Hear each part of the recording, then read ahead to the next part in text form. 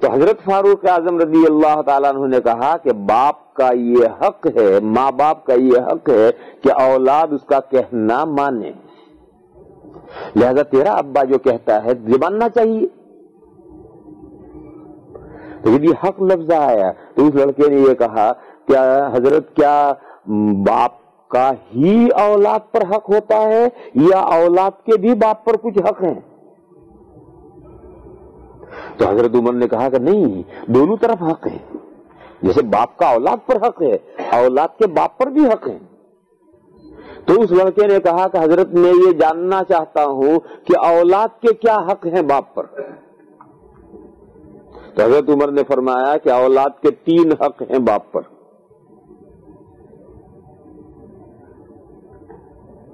سب سے پہلا حق اولاد کا یہ ہے کہ جب آدمی شادی کرنے کا ارادہ کرے تو سوچ کر، ڈھونڈ کر، جائزہ لے کر کے دیندار لڑکی سے نکاح کرے تاکہ اس کی کوکھ سے جو بچہ پیدا ہو وہ دیندار پیدا ہو۔ عورت کے اثرات بچے پر پڑتے ہیں، سارے عورت کے اثرات بچے میں منتقل ہوتے ہیں، لہذا عورت آوارہ ہے، عورت بے نمازی ہے، عورت بری زندگی گزر رکھتی ہے، عورت ناجائز کا چیزیں کھاتی ہے، ان سب کے اثرات بچے پر آئیں گے۔ اور عورت دیندار ہے، صوم و صلاۃ کی پابند ہے، حلال و طیب غذا کھاتی ہے، اس کے خیالات سوچ جو ہیں دینی ہے، تو اس سب کے اثرات آئیں گے بچے میں۔ تو لہذا اولاد کا پہلا حق ماں باپ پر یہ ہے، باپ پر یہ ہے کہ باپ جب شادی کرنے کا ارادہ کرے تو سوچ کر ایسی عورت سے شادی کرے جو دیندار ہو تاکہ اس کی کوکھ سے نیک اولاد پیدا ہو۔ پھر جب اولاد پیدا ہو جائے تو اس کا اچھا نام رکھے، یہ اولاد کا حق ہے باپ پر۔ کیوں؟ اس لیے کہ یہ نام ایسے مرحلے میں رکھنا ہے کہ اولاد خود اپنا نام نہیں رکھ سکتی، باپ ہی رکھے گا، اور اچھا نام رکھے گا تو اچھا اس کے اوپر اثر پڑے گا، اور برا نام رکھے گا برا اثر پڑے گا۔ نام کے اثرات پڑتے ہیں۔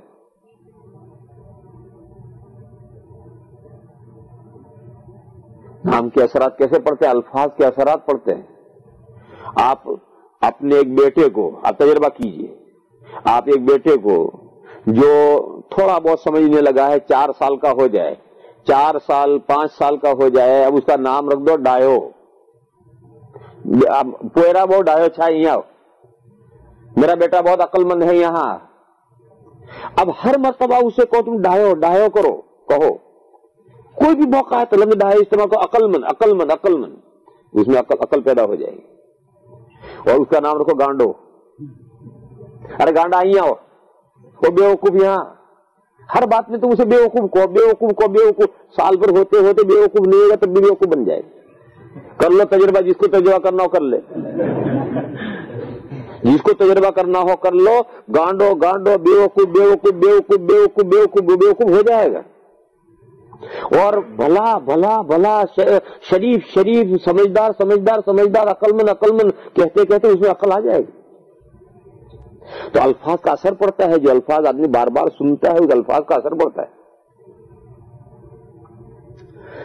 تو جو نام ہے، یہ تو ہماری بدقسمتی یہ ہے کہ ہم ناموں کے معنی نہیں سمجھتے۔ یہ کا نام رکھا عاقل، عاقل کی کیا معنی؟ عقل مند۔ جب آپ بار بار بلائیں گے کہ بھائی عاقل بھائی یہاں آؤ، بے فلاں بھائی، تو عاقل کے معنی عربی والے تو سمجھتے ہیں، وہ تو عقل مند معنی ہے۔ جب وہ لفظ عاقل بار بار سنے گا تو اس کے اثرات پڑیں گے اس پر۔ اور اگر اس کا نام رکھو جاہل غافل، تو جاہل غافل احمق نام رکھو گے تو اس کے معنی بھی وہ سمجھتا ہے۔ بے وقوف کے معنی نہیں، بدھو کے معنی بدھ کو اس دن پیدا ہوئی، اور پیر کے دن پیدا ہوا تو پیری ہے، اور منگل کو پیدا ہو تو منگلو ہے، اور جمعرات کو پیدا ہو تو وہ جمعراتی ہے، اور جمعہ کو پیدا ہو تو وہ جمعاتی جمن ہے، جمن یا جمن بولتے ہیں۔ سنیچر اور اتوار کے لیے کوئی لفظ نہیں ہے، وہ برے لفظ ہیں، برے دن ہے، اس لیے اس دن بچہ پیدا نہیں ہوتا۔ سنیچر جو عیسائی، سنیچر یہودیوں کا ہے، اور اتوار جو ہے عیسائیوں کا ہے، اس لیے ان 2 دن بچے نہیں پیدا ہوتے مسلمانوں کے یہاں۔ اور باقی سب دنوں کے نام رکھے ہیں، پیرو، منگلو، بدھو، جمعراتی اور جمن۔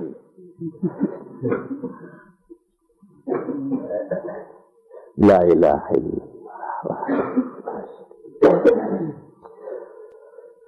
تو حضرت نے بتایا کہ دیکھو ماں باپ کا دوسرا حق یہ ہے کہ بچہ اولاد کا دوسرا حق یہ ہے کہ جو اولاد پیدا ہو جائے، لڑکا ہو یا لڑکی ہو، اس کا بہترین شاندار نام رکھا جائے۔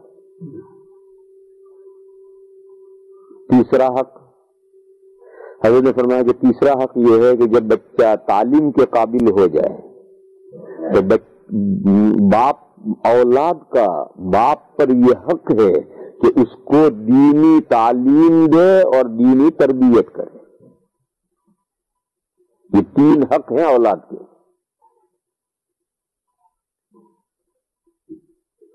دنیا میں لوگ اپنی اولاد کے لیے جمع کرنے کے لیے رات دن دوڑ دھوپ کرتے ہیں، محنتیں کرتے ہیں، جائز ناجائز کرتے ہیں، پیسہ اکٹھا کرتے ہیں تاکہ کچھ اولاد کے لیے بنا کر جائیں، کچھ زمین کچھ مکان بنا کر جائیں، کچھ بیلنس چھوڑ کر کے جائیں۔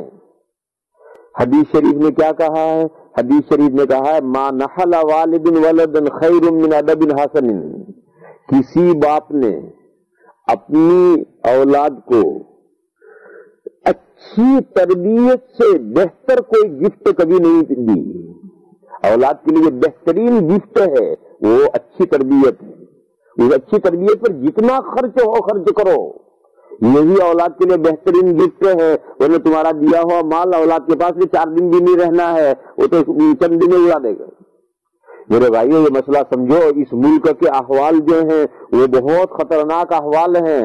اپنے جنریشن اور اپنی نسلوں کی تعلیم و تربیت پر، اور تعلیم یعنی ان کو دین کی تعلیم دینا اور ان کو تربیت کرنا یعنی اسلامی ماحول میں رکھ کر کے ان کی تربیت کرنا، اس کے لیے خرچ کرو۔ اپنے اسلامی مدرسے قائم کرو، اسلامی اسکول قائم کرو، اسلامی گھر سے اسکول قائم کرو، اپنی بچیوں کو اپنے بچوں کو اپنے ماحول میں رکھ کر کے اس کے اوپر خرچ کرو۔ جتنا خرچ ہو کرو، یہی تمہاری اولاد کے نسلوں کے کام آنے والی چیز ہے۔ بیلنس کچھ کام آنے والا نہیں ہے۔ اگر اس کو حقیقت کو نہیں سمجھیں گے ہم اپنی نسلوں کی حفاظت نہیں کر سکیں گے۔ اگر اس کے پاس ہم بیلنس نہیں چھوڑیں گے، اللہ نے اس کی قسمت بنائی ہے، اس کی قسمت میں جو اللہ نے لکھا ہے اللہ خود ہی اسے پہنچائیں گے، بھوکا نہیں ماریں گے، اس کا پیٹ ضرور بھرے گا۔ لیکن اگر ہم اس کی تربیت کر کے نہیں گئے اور آوارہ ہو گیا، وہ لڑکا یا لڑکی آوارہ ہو گیا، تو ہمارا بیلنس اس سے کچھ کام نہیں آنا، وہ بیلنس اور تباہ کرے گا اسے۔ اگر وہ آوارہ ہو گیا تو ہمارا بیلنس اور تباہ کرے گا اسے۔ اس لیے حدیث شریف میں حضور نے فرمایا کہ کسی باپ نے اپنی اولاد کو بہترین تربیت سے اچھی کوئی گفٹ نہیں دی، لہذا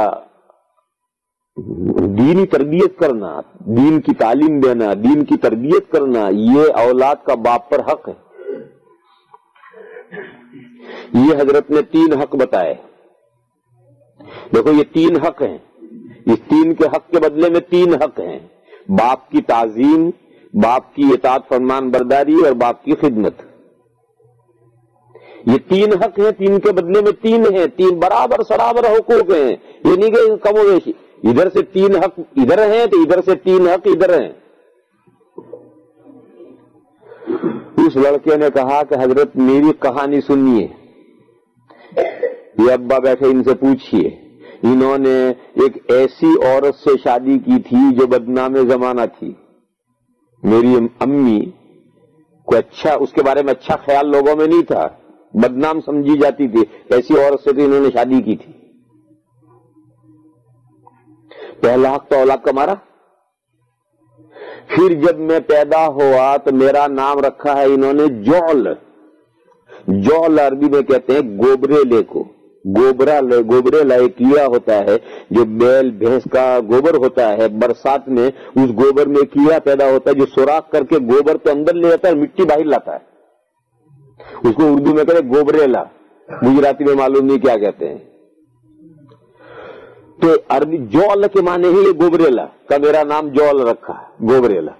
جو کتنا برا نام رکھا، کوئی نام رکھنے کو ملا اس سے؟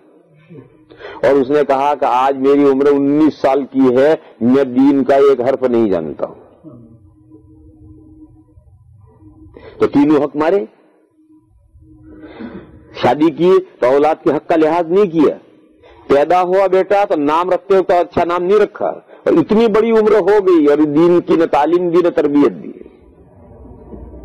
تو اس لڑکے نے کہا کہ میری کہانی یہ ہے، حضرت فاروق اعظم رضی اللہ تعالیٰ عنہ کو اس قدر غصہ آیا، اس قدر غصہ آیا، اس قدر غصہ آیا اور باپ پر، اور اتنا ڈانٹا اور نکال دیا اپنے سے، گیٹ آؤٹ، کہا نکلو یہاں سے، پہلے تم نے اپنی اولاد کے جو 3 حق مار رکھے ہیں اس کی تلافی کرو، اور جب تلافی کر چکو تب کمپلینٹ لے کر آئی ہو کہ اولاد تمہارا کہنا نہیں مانتی۔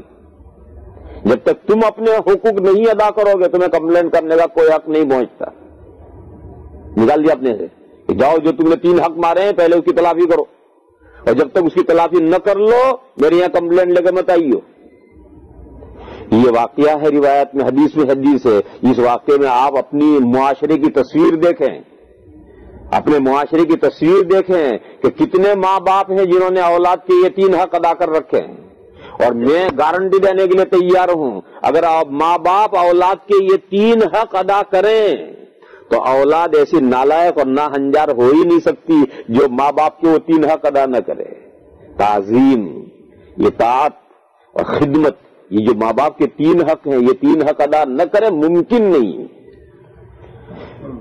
لیکن اگر ماں باپ ہی اولاد کے 3 حق ادا نہیں کریں گے تو پھر ماں باپ کو جوت بھی کھانے ہوں گے، گالیاں بھی کھانی ہوں گی، اور پھر رونا بھی پڑے گا، ان سے آنسو پوچھنے والا کوئی نہیں ہوگا۔ تو اصل مسئلہ تو میں یہ سمجھاتا تھا کہ شریعت میں کہیں ایک طرفہ حق نہیں ہے، یکساں حق ہے، ادھر سے ادھر، ادھر سے ادھر۔ تو یہ جو ہمارے یہاں ایک مزاج بنا ہوا ہے یہ پوچھنا کہ مرد کے عورت پر کیا حقوق ہیں، بس یہی جو ایک طرف سے پوچھنے کا مزاج ہے میرے بھائیو یہ صحیح نہیں ہے۔ ہمیشہ اصل بات تو یہ ہے کہ نیکی کر دفن کر، ہماری اردو کے ایک مسئلہ نیکی کر دفن کر۔ میرا حق کیا ہے، میرا حق مت مانگو، مت لے جانو، دوسرے کا مجھ پر کیا حق آتا ہے اسے سمجھو، اسے یاد کرو، دوسرے کا حق ادا کرو۔ جب دوسرے کا حق ادا کرو گے دوسرا جک مار کر ہمارا حق دے گا۔ دیکھو ہم پڑھاتے ہیں، ہم کبھی یہ نہیں سوچتے کہ ہمارا حق ہمارے طلباء پر کیا ہے، کبھی نہیں سوچتے۔ ہاں یہ ہمیشہ سوچتے ہیں کہ ان طالب علموں کے کیا کیا حقوق ہم پر ہیں، اور ہمیشہ کوشش کرتے ہیں کہ ان بچوں کے حق تلفی نہ ہو، ان طلباء کے جو حقوق ہیں وہ ہم پورے حق ادا کریں، اور ہم پوری کوشش کر کے ادا کرتے ہیں۔ اور الحمدللہ ہمارے طلباء اپنے ماں باپ سے زیادہ ہماری خدمت بھی کرتے ہیں، احترام بھی کرتے ہیں، سب کچھ کرتے ہیں۔ کیوں کرتے ہیں؟ ہم نے کوئی حق ان سے نہیں مانگا، ہم نے ان کے حق ادا کیے۔ ان کے حق ادا کب کیے؟ جب ہم نے جانا کہ ان کے ہم پر یہ حق ہے۔ تو میرے بھائیو یہ جاننے کی کوشش کرو ہماری بیویوں کے ہم پر کیا حقوق ہیں، اور اسے ادا کرنے کی کوشش کرو۔ اسے تم کمپلیٹ ادا کرو گے تو تمہارے تو حقوق خود بخود عورتیں ادا کریں گی۔ انسان احسان کا غلام ہے، جب تم ان کے حق ادا کرو گے وہ ان پر احسان ہوگا، اور انسان احسان کا غلام ہے، وہ تمہارے حقوق ضرور ادا کرے گی۔ لیکن ہماری مشکل تو یہ ہے کہ استاد چاہتا میرا حق، شوہر چاہتا میرا حق، میرا حق تو سب کہتے ہیں مجھ پر حق یہ کیوں نہیں پوچھتا کوئی، اور اسے کیوں نہیں جاننا چاہتے اور اسے ادا کرنے کیوں نہیں کوشش کرتے۔ وآخر دعوانا الحمدللہ۔